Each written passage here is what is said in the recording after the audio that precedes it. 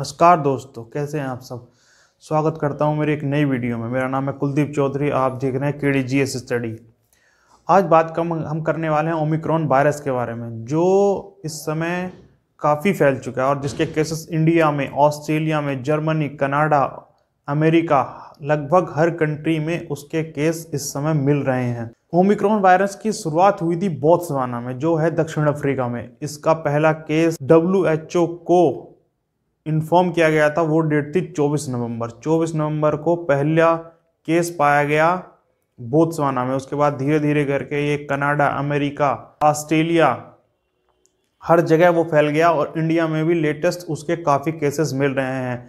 India में उसका पहला केस मिला था जयपुर में। जयपुर में कुछ लोग दक्षिण अफ्रीका से शादी में आए थे। उस शादी में शामिल होने के बाद वो वेरिएंट काफ़ी वहाँ पे फैल गया। अब सोचना ये है कि क्या ओमिक्रॉन वायरस भी डेल्टा वायरस की तरह खतरनाक है, इसके क्या इफ़ेक्ट पड़ेंगे और ये कितना घातक साबित होगा कि नहीं होगा, इसके बारे में हम अभी इस बारे में अब हम बात करते हैं कि ओमिक्रॉन वायरस है क्या। असल में दो तरह के WHO ने एक तरह से डिवाइड किया हुआ है जो भी आज तक कोरोना के वायरस पूरी दुनिया में पाए गए हैं, जिनमें अल्फा, बीटा, गामा, डेल्टा जो कि सबसे ज़्यादा खतरनाक था, और उसके बाद वेरिएंट है ओमिक्रॉन।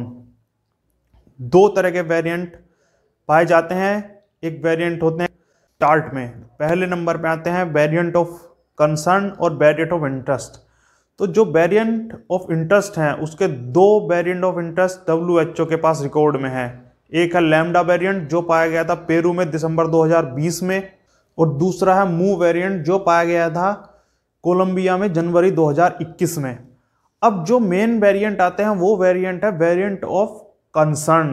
ये वेरिएंट ऑफ कंसर्न जो होते हैं यही सबसे ज़्यादा खतरनाक, ट्रांसमिट ज़्यादा करते हैं और इनकी जो फैलने की एक स्पीड होती है वो बहुत ज़्यादा होती है, बहुत तेज़ी से फैलते हैं। लेकिन इसमें भी एक बात है, वो बात ये है कि जो वायरस बहुत तेजी से फैलता है वो कम घातक होता है। मतलब किसी भी इंसान की मौत के लिए उसमें बहुत कम आदमी जो है मरते हैं, उसकी जो डेथ रेट होती है वो बहुत कम होती है।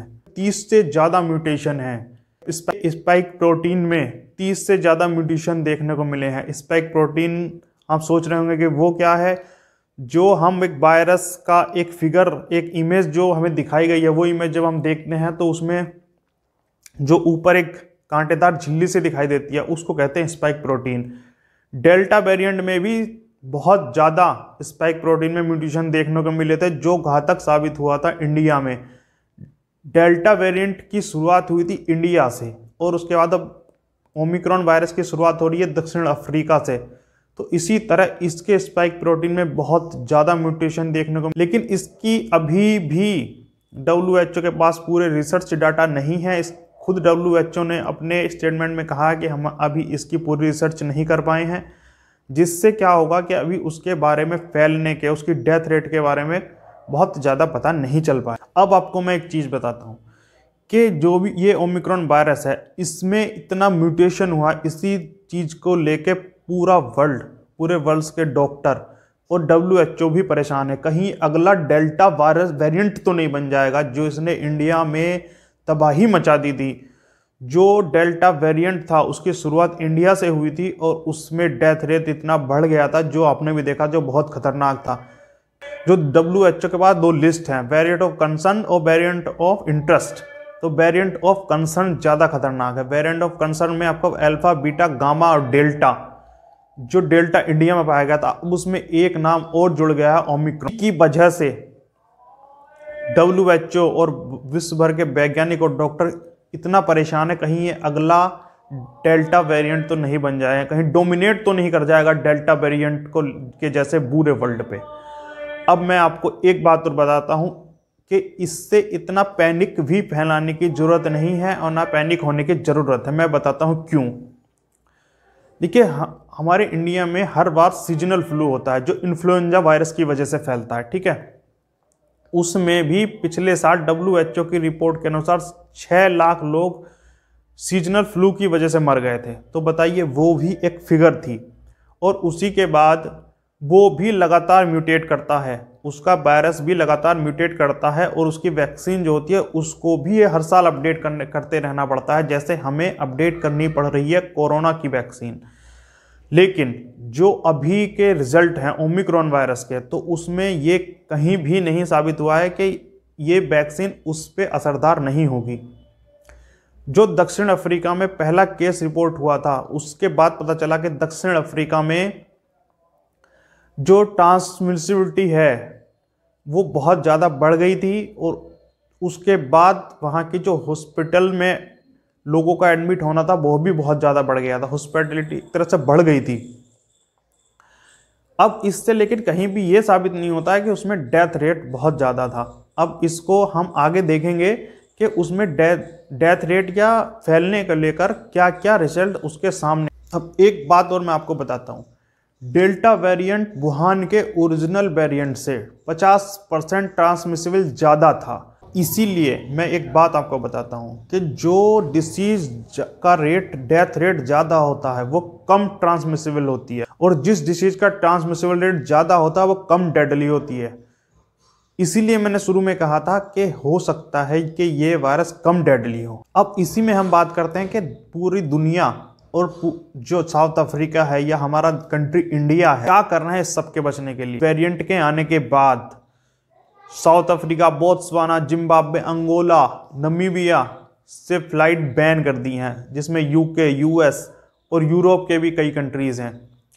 जबकि पहले भी डेल्टा वेरिएंट और उसके अलावा अल्फा, बीटा, गामा वेरिएंट के समय भी ये किया गया था, लेकिन इसका कोई भी बेनिफिट किसी कंट्री को नहीं मिला था। वायरस को फैलना था, वो फैल चुका था। अब हम बात करते हैं कि इससे बचने के लिए क्या किया जा सकता है। तो इससे बचने के लिए पहले भी अगर हम, जब डेल्टा वेरिएंट ने इंडिया में तबाही मचा दी थी, उसमें सबसे ज़्यादा डेथ रेट किस वजह से हुआ था? वो हुआ था ऑक्सीजन की कमी की वजह से, हॉस्पिटल्स में बेड ना मिलने की वजह से, क्योंकि हम ट्रीटमेंट सही से नहीं कर पाए। अगर हम ट्रीटमेंट सही से कर पाते तो हो सकता था कि हम बहुत जानें बचा लेते, लेकिन ऐसा नहीं हुआ। हमारे हॉस्पिटल्स कम पड़ गए, ऑक्सीजन खत्म हो गई, दवाइयों की सप्लाई खत्म हो गई। और वो किस वजह से हुई, क्या रीज़न हुआ, इस पे मैं नहीं जाना चाहता। कर रही है पूरी दुनिया ओमिक्रॉन से बचने के लिए, जितने भी कंट्री, साउथ अफ्रीका और नमीबिया ये मैंने बताया, उनसे फ़्लाइट रेस्ट्रिक्ट कर दी गई हैं, उनसे फ़्लाइट को बैन कर दिया गया है। लेकिन ये पूरी तरह से सफल नहीं हो पाता। उसका एक रीज़न और एक एग्जाम्पल मैं आपको बताता हूँ। अभी क्या हुआ, इंडिया में जयपुर में एक शादी थी, उस मैरिज में शामिल होने के लिए दक्षिण अफ्रीका से कुछ लोग आए। ठीक उस टाइम कुछ भी नहीं पता कि क्या हुआ। एक केस आया, उसको हॉस्पिटल में जाना था, वो हॉस्पिटल में एडमिट हुआ अपना ऑपरेशन कराने के लिए कि आप अपना कोरोना वायरस टेस्ट कराइए। जब उन्होंने कोरोना वायरस टेस्ट कराया तो वो पॉजिटिव निकला। उसके बाद उनसे पूछताछ की गई कि आपको कोरोना वायरस कहाँ से हुआ। उसके बाद उस वायरस के प्रोटीन को टेस्ट करने के लिए, सैंपल को टेस्ट करने के लिए भेज दिया गया लैब में, जिसकी इंडिया में अभी लैब्स में उतना ओमिक्रॉन वायरस का टेस्ट अभी नहीं हो पा रहा है। जितनी 2 या 3 सेंटर बनाए गए हैं वहीं पे सिर्फ वो टेस्ट हो रहा है। उसमें काफ़ी दिन वायरस उसमें पाया गया। उसके बाद उसमें छानबीन शुरू हुई तो पता लगा कि उस शादी में शामिल होने के लिए कुछ लोग साउथ अफ्रीका से आए थे। और मज़े की बात यह है कि वो सिर्फ साउथ अफ्रीका से नहीं, सीधे इंडिया नहीं है, साउथ अफ्रीका से दुबई गए और दुबई से इंडिया आए और इंडिया में जयपुर गए और शादी में शामिल हुए और सब जगह उन्होंने वायरस को फैलाया होगा। कितने लोगों से वो मिले होंगे, कितने लोगों से उन्होंने टच में रहे होंगे, कितने लोगों को वायरस हुआ, पता लगाना बहुत मुश्किल है। वैसा ही एक केस जयपुर में दूसरा भी हुआ। एक पेशेंट सीधा साउथ अफ्रीका से इंडिया में आया और वो भी पता नहीं कितने लोगों से मिला और कितने लोगों को से बात की होगी, कितने लोगों से बातचीत करने के बाद वो वायरस फैला होगा। अब इस पर बात करना मुश्किल है। अब इसमें बात करते हैं कि लास्ट में हो क्या रहा है। अब लास्ट में इंडिया की गवर्नमेंट हो या अन्य कंट्री की गवर्नमेंट हो, उस कंट्री से रेस्ट्रिक्ट कर रही है फ्लाइट को। लेकिन मेरा मानना है कि रेस्ट्रिक्शन लगाना किसी देश की कंट्री पे ठीक नहीं है। उसका रीज़न भी मैं आपको बताता हूँ। सबसे पहले जब चीन में वायरस पाया गया था तो उसमें हमने सबसे ज़्यादा आरोप लगाए थे कि चीन पे, कि चीन ने बताया, अमेरिका ने काफ़ी खरी खोटी सुनाई और अपना फंड जो उसको जारी करता है वो वापस ले लिया था। अमेरिका ने काफ़ी बड़े पैमाने पर अमेरिका फंड देता है WHO को, जो विश्व में यूज़ होता है गरीब कंट्रीज़ में या इस तरह की बीमारियों को फैलने से रोकने के लिए या ट्रीटमेंट के लिए। तो चीन पे आरोप लगे कि उसने इस बात को छुपाया।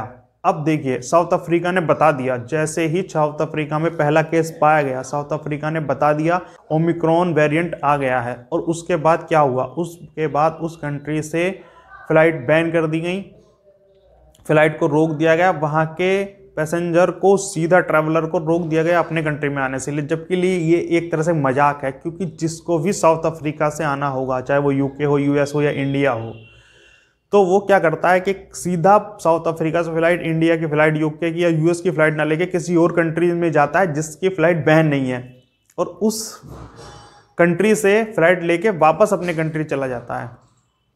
तो इसका फ़ायदा क्या हुआ, इसका फ़ायदा कुछ भी नहीं होता है। वेरिएंट को फैलना होता है, वायरस को फैलना होता है, वो इसी तरह अन्य तरीक़ों से फैल जाता है।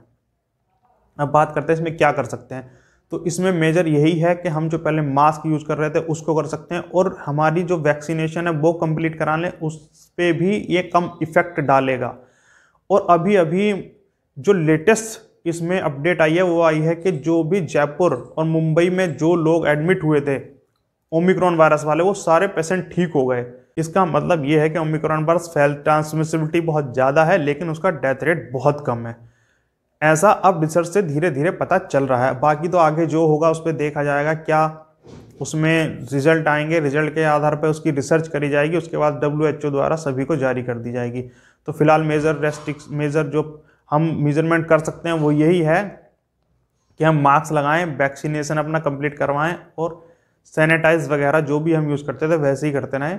और आई होप, मैं सोचता हूँ कि ये उतना वायरस खतरनाक नहीं होगा, और आगे भी हम लोग इससे आगे निकलने में, जिस तरह डेल्टा वेरिएंट पर हम आगे उससे बढ़ पाए, उसी तरह से इस वेरिएंट को भी पीछे छोड़ के आगे बढ़ पाएंगे। और आई होप कोरोना एक दिन खत्म हो जाएगा और हम सब उसी स्थिति में वापस आ जाएंगे जिस तरह से हम पहले रहते थे। तो ये इन्फॉर्मेशन आपको कैसी लगी, आपको ये ओमिक्रॉन वायरस के ऊपर जो मैंने वीडियो बनाया वो कैसा लगा? तो अगर आपको पसंद आया तो प्लीज़ मेरे चैनल को लाइक करें, सब्सक्राइब करें, और प्लीज़ अपने दोस्तों में शेयर ज़रूर करें। बहुत सारा मोटिवेशन मिलता है जब आप चैनल को सब्सक्राइब करते हैं, लाइक करते हैं और कमेंट करते हैं। मैं आगे एक नए टॉपिक पे बहुत जल्दी एक वीडियो लेके आऊँगा जो काफ़ी अच्छी आपको आई होप लगेगी। पूरा वीडियो देखने के लिए आपका बहुत बहुत धन्यवाद और थैंक यू। प्लीज़ चैनल को सब्सक्राइब करें, लाइक करें एंड शेयर करें।